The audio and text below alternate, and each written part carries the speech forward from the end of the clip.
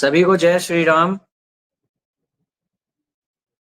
आशा करता हूँ आप सभी कुशल पूर्वक होंगे। अ, जय श्री राम सभी को।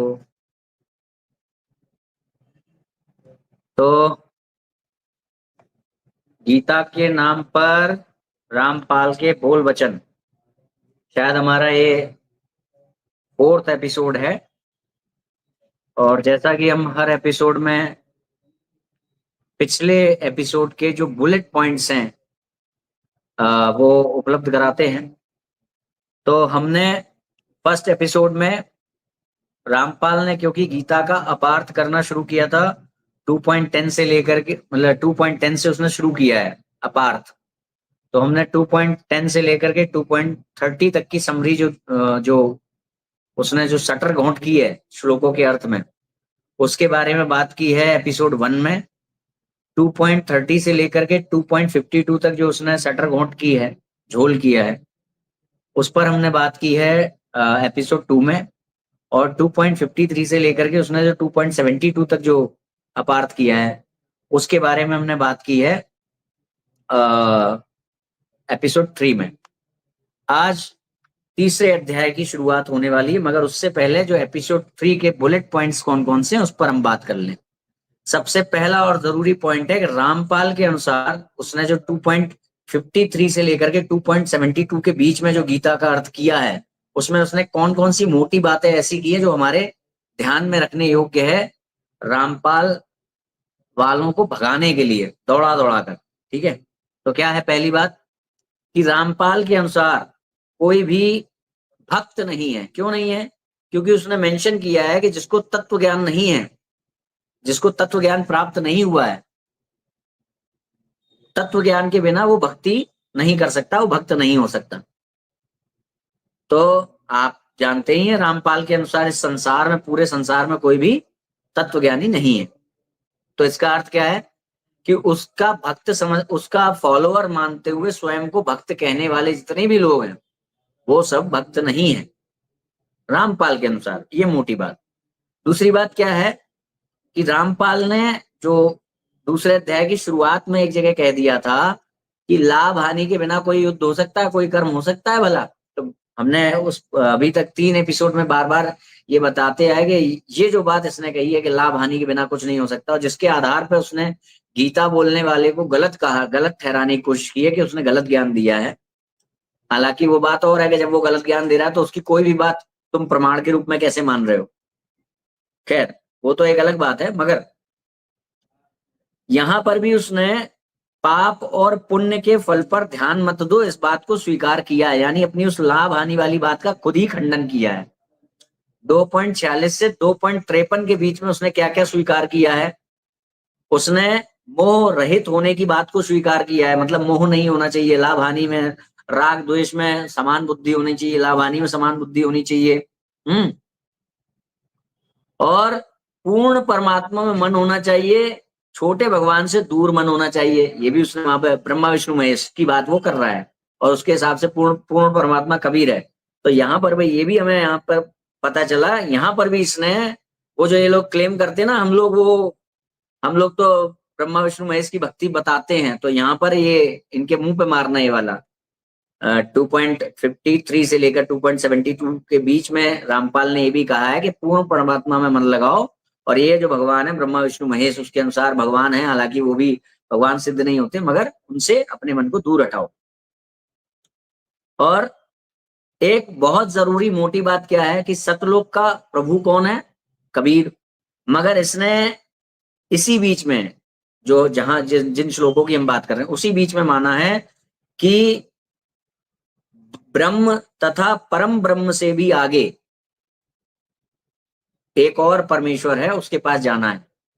सतलोक से भी आगे एक और लोक है, वहां जाना है, वहां पे जाके मुक्ति होगी। तो सतलोक में मुक्ति नहीं है, यहां पर भी इसने माना। ठीक है।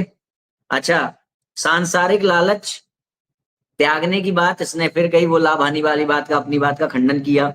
सुख दुख में समान रहो, ये भी बात इसने यहां पर की है इस बीच। भौतिक जगत से प्रेम ना करो, ये भी बात कही है इस बीच। राग द्वेष रहित रहो, ये भी बात कही है इसके बीच। और ये जो व्रत का खंडन करने का प्रयास करता है कि व्रत के लिए तो भगवान ने मना किया है। क्यों मना किया है? क्योंकि वो हठ पूर्वक जो लोग अपनी इंद्रियों को वो करते हैं, तो हठ योग का मना किया है। मगर वहां भगवान का कहने का तात्पर्य है कि बिना भगवान की शरणागति हुए केवल कर्म को आधार बना करके, कर्म में हम अपनी जो अपने कर्मों जो इंद्रिय विषय है उनसे अपने इंद्रियों को नियंत्रित कर लेंगे, उन इंद्रिय विषय आसक्तियों से मुक्त हो जाएंगे। उस बात को भगवान ने कहा है, मगर इसने उस बात को ऐसे ले लिया है कि भगवान ने व्रत करने को, उपवास रखने को ही मना कर दिया। वो खैर आगे आएगी वो वाली बात। मगर इसने यहाँ पर इस बीच जो ये बात कर रहा है, तो इस बात कर रहा है कि इंद्रिय नियंत्रण निषेध किया है, मतलब बिना भक्ति के। ये भी ये बात मानता है कि भक्ति के साथ यदि इंद्रिय नियंत्रण करने का प्रयास किया जाएगा तो पॉसिबल है। इस पे अभी हम आगे बात करेंगे, आज के चैप्टर में भी ये वाली बात है। तो इसने ये माना है कि भक्ति के साथ अगर इंद्रिय नियंत्रण करोगे तो पॉसिबल है, तो अच्छा है। मगर भक्ति के बिना, भगवान की शरणागति के बिना करोगे तो वो कोई लाभ का नहीं है। ठीक है। और परमात्मा को जानकर इसने माना कि आसक्ति रहित हुआ जा सकता है। अच्छा, इसने संगी ऋषि का उदाहरण देकर के दशरथ की जो पुत्री थी शांता, उनके साथ उनके विवाह का खंडन किया है इसी बीच। और आगे के श्लोकों में खुद ही विवाह का समर्थन किया। मतलब इस बीच कहा है कि भाई वो संगी ऋषि थे, उन्होंने अपनी इंद्रियों पे कंट्रोल किया हुआ था, परंतु वो अपनी इंद्रियों पे वो कंट्रोल जो था उसको रख नहीं पाए। और जो है उन्होंने हठ पूर्वक, क्योंकि यहाँ हठ पूर्वक खंडन कर रहा है ना इंद्रियों का, इंद्रियों पे नियंत्रण करने का, वो व्रत इत्यादि वैराग्य का खंडन कर रहा है। वैराग्य का नहीं, मतलब हमारे जो सनातन की जो प्योर पद्धति है उसके अनुसार पूजा भक्ति का खंडन कर रहा है। तो वहां पर उदाहरण दे रहा है कि शंगी ऋषि अपनी इंद्रियों पे कंट्रोल नहीं कर पाए और उन्होंने विवाह कर लिया। जबकि आगे विवाह करते हुए भी, गृहस्थ होते हुए भी, विषयों में विचरण करते हुए भी व्यक्ति को मुक्त होने के योग्य बताया है। यदि वो शास्त्र अनुकूल कर्म करेगा तो वो मुक्त हो जाएगा। तो ये भी बात बहुत ध्यान रखने की है कि इसने यहाँ पर विवाह का खंडन किया है। मार्कंडेय ऋषि में, मार्कंडेय पुराण वाली जो बात आती है जहाँ पे पितृ दर्शन दे रहे होते हैं, वहां पे पितृ भी कह रहे होते हैं कि भाई तू विवाह कर ले, गृहस्थ हो जा। तो वहां पर वो पूछता है, उनका जो बेटा होता है, जो वो ऋषि होते हैं वहां पर, वो पूछते हैं कि भाई मैं जब ऑलरेडी फ्री हूं इन सब कर्मों से, तो मुझे कर्मों में लिप्त क्यों कर रहे हो? तो वहां पर वो जवाब देते हैं कि तुम विषयों में रहते हुए भी, इन कर्मों को करते हुए भी, ये श्राद्ध आदि कर्मों को करते हुए भी मुक्त हो सकते हो। वहां पे पितृ उन्हें समझाते हैं। तो ये वहां पर भी विवाह का खंडन करता है और यहाँ पर भी विवाह का खंडन करता है। जबकि इसी चैप्टर में थोड़ी देर बाद ये विवाह का समर्थन करता है, गृहस्थ होने का समर्थन करता है। ये खुद इस बात को मानता है कि गृहस्थ होते हुए भी, विषयों में विचरण करते हुए भी, यदि भगवान का सानिध्य होगा, शास्त्र सम्मत कर्म करेगा, तो वो मुक्ति के योग्य हो जाएगा। ठीक है। तो ये एक बात ध्यान रखने की है। और 2:61 में इसने एक झोल किया है। वो क्या किया है कि भगवान ने कहा मत परहा, उन्होंने कहा कि मेरे परायण होकर। तो इसने उसका अर्थ निकाला है मत परहा का कि मेरे से परे। ठीक है। मत परहा का अर्थ इसने निकाला है 2:61 में, मेरे से परे, मेरे से दूसरे परमात्मा। तो यहाँ पे ये दिक्कत आएगी कि मेरे से दूसरे परमात्मा, अगर मेरे से दूसरे परमात्मा की बात हो रही है और परहा का अर्थ तुमने दूसरे कहा है, तो परमात्मा का भी अर्थ तो आएगा ना वहां पर। मेरे से दूसरे, दूसरे का तुमने परहा ले लिया, हालांकि परहा का अर्थ वो है नहीं, और हम इसी का खंडन करेगा। अगर परहा का अर्थ है तो परम का अर्थ अन्य कैसे है, वो हम यहाँ आगे इस बात का भी प्रतिकार करेंगे। खैर, मेरे से दूसरे, दूसरे और परमात्मा, परमात्मा की यहाँ पर कोई संस्कृत नहीं है। ठीक है। एक सनातन का सार्वभौम सिद्धांत आता है कि हम कैसे फंसते हैं। तो ये भी दूसरे अध्याय के श्लोकों में दिया गया है।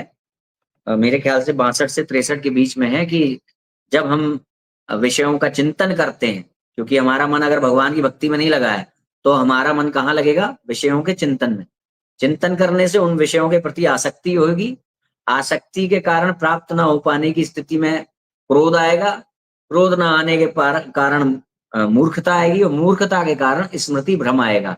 और हमारे जीवन में जो भी हम दुख इत्यादि या जो भी बंधन हम वो करते हैं, वो स्मृति भ्रम के कारण ही है। और अगर अद्वैत सिद्धांत के अनुसार देखें तो स्मृति भ्रम ही तो है अविद्या के जाल में फंस जाना। तो यहाँ पर एक सार्वभौम सिद्धांत भी इस बीच हमें प्राप्त होता है। हालांकि इसका रामपाल से कोई लेन देन नहीं, मगर एक अच्छी चीज आई तो मैंने वो भी आपको बता दी। अच्छा, इसके बाद 2.64 से 65 के बीच इसने ये समर्थन किया। पीछे श्रृंगी ऋषि के विवाह का खंडन किया, अब यहाँ पर ये समर्थन कर रहा है। क्या कह रहा है? इंद्रियों को वश में करने का समर्थन है विचरण करते हुए भी। 2.64 से 65, यहाँ ध्यान रखिएगा। पीछे श्रृंगी ऋषि का जो दशरथ जी की पुत्री शांता के साथ विवाह हुआ, उसका खंडन कर रहा है। देखो देखो, वो अपने पे कंट्रोल नहीं कर पाए, ठीक है। वहां पे उसने ये नहीं सोचा कि भाई वो विवाह करते हुए भी मुक्त हो सकते हैं, मगर यहाँ पे 2.64-65 के अर्थ में ये माना कि उसके अनुसार जो परमात्मा है, उसकी शरणागति होने पर, उसके अनुसार जो बताए गए शास्त्रों के अर्थ हैं, उसके अनुसार कर्म करने पर, भक्ति करने पर। हालांकि इसने कर्म की बात तो कहीं की नहीं है, केवल भक्ति की बात की है, वो भी उसकी कबीर की। तो उसके अनुसार कर्म करने पर यदि व्यक्ति विवाहित भी होगा, गृहस्थ भी होगा, तो वो मुक्ति के योग्य हो जाएगा, ठीक है।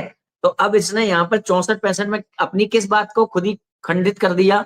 खुद ही जो श्रृंगी ऋषि का के विवाह का खंडन किया, उसका खंडन यहाँ कर दिया। और जो मार्कंडेय पुराण में पितरों का खंडन किया इसने, है ना, इसने कई वीडियोज में किया है।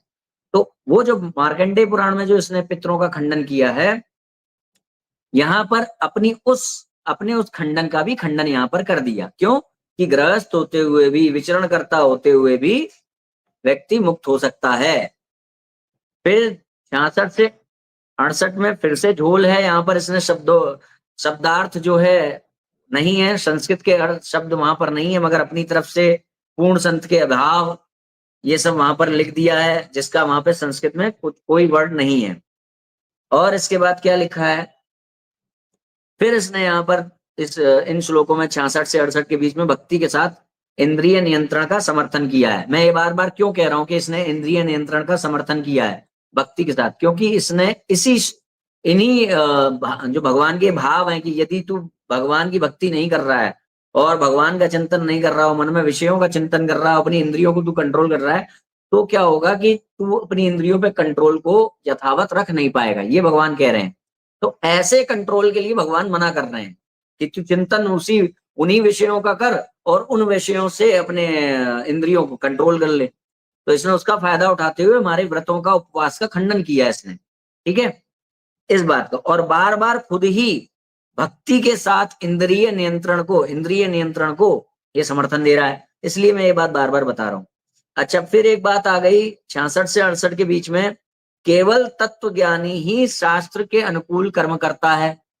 ये भी बात ध्यान रखने की है। इसका अर्थ क्या है कि रामपाल के अलावा कोई भी दुनिया में शास्त्र के अनुसार कर्म नहीं कर रहा है। क्यों नहीं कर रहा है? क्योंकि वो तत्व ज्ञानी नहीं है। और रामपाल ने माना है कि केवल तत्व ज्ञानी ही शास्त्र के अनुकूल कर्म करता है। एक दुनिया में एक है जो शास्त्र के अनुकूल कर्म कर रहा है, वो है रामपाल। और वो क्या कर्म कर रहा है वो आप लोग जानते ही हैं, बबीता इत्यादि को। आगे चलिए। 2.69 से 72, इंद्रिय नियंत्रण। फिर से इसने इंद्रिय नियंत्रण को समर्थन दिया है 2.69 से 72 के बीच। इसका अर्थ क्या है कि व्रत को समर्थन दिया, उपवास को समर्थन दिया, जिसका एक खंडन करता है आगे, है ना।